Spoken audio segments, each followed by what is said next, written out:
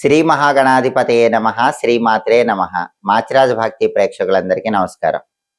నవగ్రహాలలో బుధుడు ఏప్రిల్ 11వ తేదీ అర్ధరాత్రి 12:56 కుంభరాశిలో నుంచి మీనరాశిలోకి ప్రవేశిస్తున్నాడు.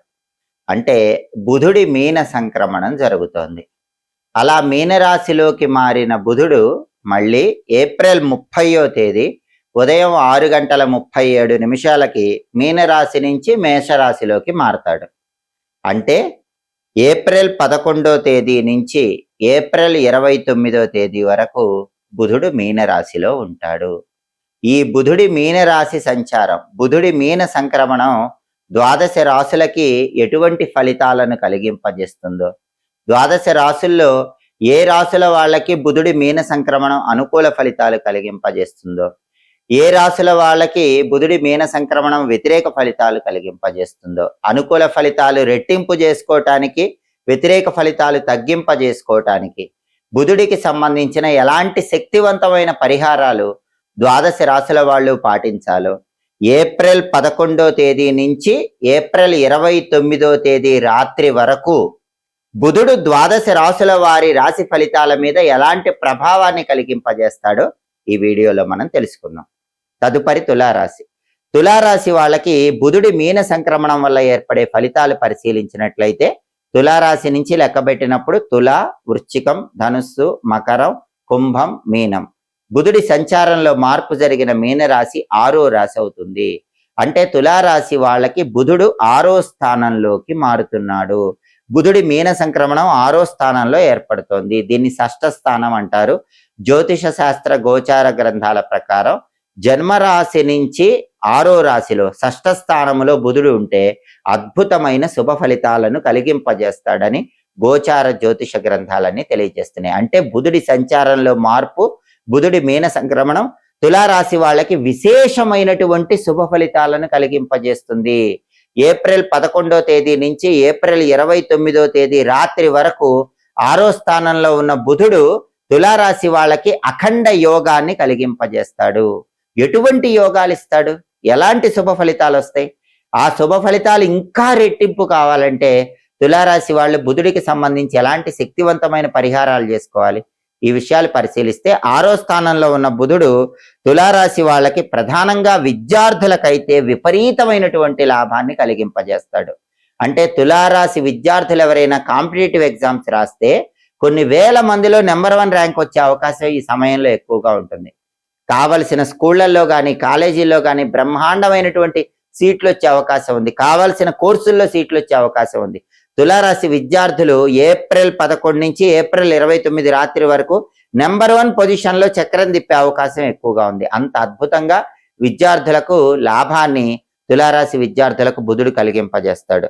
అలాగే పరీక్షల్లో ఊహించని మార్కులు తెచ్చుకుంటారు, అందరినీ ఆశ్చర్యపరుస్తారు. అంత అద్భుతంగా టాప్ ర్యాంక్, టాప్ మార్క్స్ తులారాశి విద్యార్థులు తెచ్చుకోగలుగుతారు. దానికి కారణం 6వ స్థానంలో ఉన్న బుధుడే. అలాగే బుధుడు మనోబలాన్ని పెంచుతాడు. ఏ రంగంలో ఉన్న తులారాశి వాళ్ళైనా సరే కొండని పిండి చేయగలమన్న ఆత్మవిశ్వాసంతో ముందడుగు వేస్తారు. ఆకాశానికి నిచ్చెనలు వేసి అందుకోగలమన్న ఆత్మవిశ్వాసంతో ముందడుగు వేస్తూ ఉంటారు. అంత అద్భుతమైనటువంటి సెల్ఫ్ కాన్ఫిడెన్స్ తో ప్రతి పనిలో విజయం సాధించేలాగా 6వ స్థానంలో బుధుడు తులారాశి వాళ్ళకి అద్భుత విజయాలను కలిగింపజేస్తాడు. అలాగే తులారాశి వాళ్ళు ఏం మాట్లాడినా సరే వాళ్ళ మాటకి ఈ సమయంలో మంచి విలువ ఉంటుంది. తులారాశి వాళ్ళు ఏం మాట్లాడినా వాళ్ళకు మంచి గుర్తింపు ఉంటుంది. అంటే సమాజంలో, గృహంలో తులారాశి వాళ్ళ మాటకు విలువ, గౌరవము పెరిగి వాళ్ళు చెప్పిందే వేదం, చేసిందే శాసనం అన్నట్లుగా అందరూ దాన్ని ఆచరించడానికి కూడా అవకాశం ఎక్కువ ఉంది. అదే మంచి అని దాన్ని గుర్తించటం, ఆ మాటలకు ఎక్కువ విలువ ఇవ్వటం, తులారాశి వాళ్ళు చెప్పిన పనులు చేయటం, ఇవన్నీ జరిగేలాగా 6వ స్థానంలో బుధుడు తులారాశి వాళ్ళకు అద్భుతంగా యోగిస్తాడు. అలాగే ఉద్యోగం లేని నిరుద్యోగులకి బుధుడు అద్భుతమైన ఉద్యోగాన్ని తులారాశి వాళ్ళకి కలిగింపజేస్తాడు. వ్యాపారంలో కూడా ఊహించిన దానికంటే బ్రహ్మాండంగా వ్యాపారంలో లాభాలు వచ్చేలాగా తులారాశి వాళ్ళకి కలిగింపజేస్తాడు. అంటే తులారాశి వాళ్ళ కెరీర్ చాలా టాప్ పొజిషన్కి వెళ్ళటానికి, అద్భుతమైన పేరు సంపాదించటానికి, డబ్బులు సంపాదించటానికి, ఎడ్యుకేషన్ రంగంలో తారాస్థాయికి ఎదగటానికి తులారాశి వాళ్ళకి సంపూర్ణంగా షష్ఠ స్థానంలో బుధుడు యోగిస్తాడు. ఆ యోగం ఇంకా బ్రహ్మాండంగా ఉండాలంటే బుధుడికి సంబంధించిన శక్తివంతమైన పరిహారాలు చేసుకోవాలి. బుధుడి మీన సంక్రమణం వల్ల వ్యతిరేక ఫలితాలు వచ్చే రాశుల వాళ్ళు వ్యతిరేక ఫలితాలు తగ్గింపజేసుకోవాలన్నా, అనుకూల ఫలితాలు వచ్చే రాశుల వాళ్ళు అనుకూల ఫలితాలు రెట్టింపు చేసుకోవాలన్నా బుధుడికి సంబంధించిన శక్తివంతమైన పరిహారాలు చేసుకోవాలి.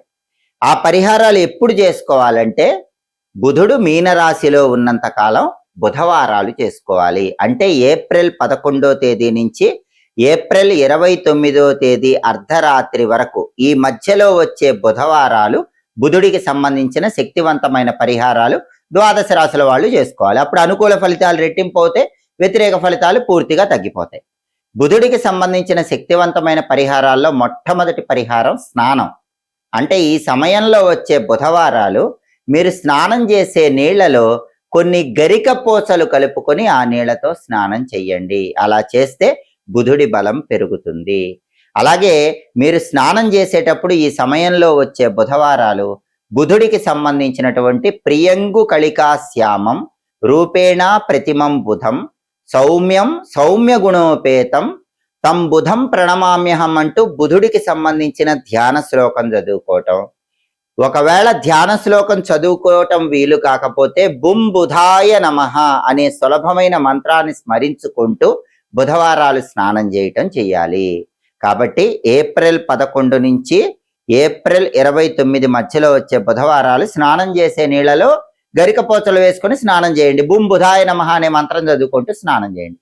స్నానం చేసిన తర్వాత బుధుడికి ప్రియమైన దిక్కు ఉత్తర దిక్కు కాబట్టి మీ గృహంలో హాల్లో ఉత్తర దిక్కులో ఒక పీట ఏర్పాటు చేసి ఆ పీటకు పసుపు రాసి కుంకుమ బొట్లు పెట్టి ఆ పీట మీద బియ్యం పిండితో ముగ్గు వేసి ఒక మట్టి ప్రమిదలో ఇంకొక మట్టి ప్రమిద ఉంచి ఆవు నెయ్యి పోసి 5 ఒత్తులు కలిపి ఒక ఒత్తిగా చేసి ఆ ఒత్తి ఉత్తర దిక్కు వైపు వెలిగేలా దీపం పెట్టండి. దీన్ని బుధ దీపం అనే పేరుతో పిలుస్తారు. బుధుడికి ఇష్టమైన అంకె 5. బుధుడికి ఇష్టమైన దిక్కు ఉత్తర దిక్కు. అందుకే బుధుడు యోగించాలన్నా బుధుడిచ్చే వ్యతిరేక ఫలితాలు తగ్గాలన్నా బుధ దీపాన్ని బుధవారాలు ఈ సమయంలో వెలిగించాలి. అందుకే బుధుడికి ఇష్టమైన ఉత్తర దిక్కులో తెల్ల ఒత్తులు 5 కలిపి ఒక ఒత్తిగా చేసి ఆ ఒత్తి ఉత్తరం వైపు వెలిగేలాగా దీపాన్ని వెలిగించండి. హాల్లో ఈ బుధ దీపం అనేది కనీసం బుధవారాలు గంట సేపు వెలిగేలాగా చూడండి. అలాగే వీలైతే బుధవారం రోజు పగలు ఉపవాసం ఉండి రాత్రికి పెసరపప్పుతో చేసినటువంటి పదార్థాలు ఆహారంగా స్వీకరించండి. పెసరపప్పుతో చేసినటువంటి ఏ పదార్థం అయినా సరే, బియ్యము పెసరపప్పు కలిపి పొంగల్ తయారు చేస్తారు, అలాంటివైనా సరే ఏదైనా పెసరపప్పుతో చేసిన పదార్థాలు బుధవారం రాత్రిపూట ఆహారంలో స్వీకరించండి. పగలు ఉపవాసం ఉండండి. దానివల్ల కూడా బుధుడు విశేషంగా యోగిస్తాడు. అలాగే బుధవారం పూట పెసలతో చేసిన పదార్థాలు ఎవరికైనా పంచిపెట్టినా కూడా బుధుడు తన అనుగ్రహాన్ని కలిగింపజేస్తాడు. పెసలు కానీ పెసరపప్పుతో చేసిన పదార్థాలు కానీ ఎవరికైనా పంచిపెట్టండి. ఉడకబెట్టిన పెసలు పంచిపెట్టినా కూడా చాలా మంచిది. ఉడకబెట్టిన పెసలు కానీ నానబెట్టిన పెసలు కానీ గోమాతకు బుధవారం పూట ఆహారంగా తినిపించినా కూడా బుధుడి బలాన్ని పెంచుకోవచ్చు. బుధుడిచ్చే వ్యతిరేక ఫలితాలు తగ్గిపోతాయి.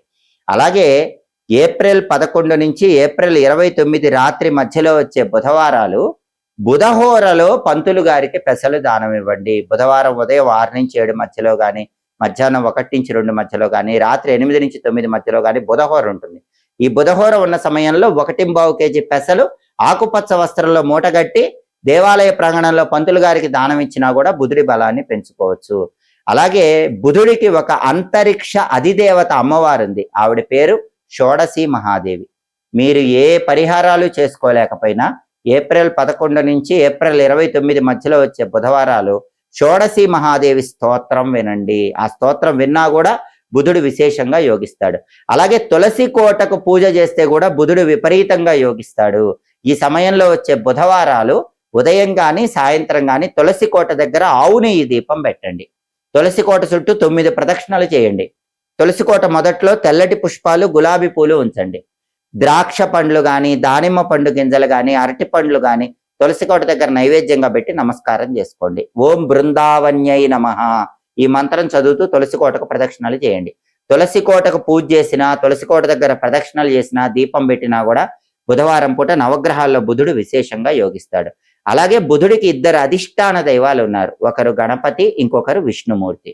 కాబట్టి బుధవారం పూట గణపతి ఆలయానికి వెళ్ళండి, దర్శనం చేసుకొని ఆలయంలో 5 ప్రదక్షిణలు చేయండి. ఒకవేళ దేవాలయానికి వెళ్ళలేకపోతే ఇంట్లో అయినా సరే బుధవారం గణపతిని గరిక ఎర్ర పుష్పాలతో పూజించటం, గణపతి దగ్గర కొబ్బరి నూనె దీపం 5 ఒత్తులేసి వెలిగించటం, దాంతో పాటుగా గం గణపతయే నమః అనే మంత్రం చదువుకోవటం, ఇవన్నీ చేస్తే కూడా నవగ్రహాల్లో బుధుడు అనుకూలిస్తాడు. బుధవారం సంకటనాశక గణేష స్తోత్రాన్ని చదివినా విన్నా కూడా బుధుడు విశేషంగా యోగిస్తాడు. అలాగే బుధుడికి విష్ణుమూర్తి కూడా అధిష్టాన దైవం కాబట్టి బుధవారం పూట విష్ణు సహస్రనామం విన్నా కూడా బ్రహ్మాండంగా బుధుడు యోగిస్తాడు.